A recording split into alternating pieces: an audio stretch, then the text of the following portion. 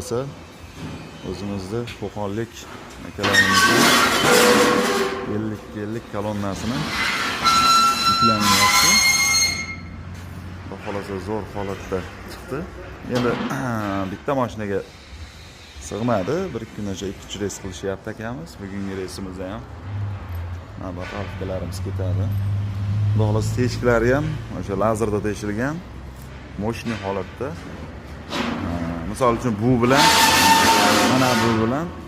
mana bittagini yig'ib turib, yig'ilsa ham bir-biriga tushib ketaveradigan variantda. 50 kelga solishtirib chiqadi. Buni ham yig'ilgan holatlarni videoga joylaganmiz o'rtamizga.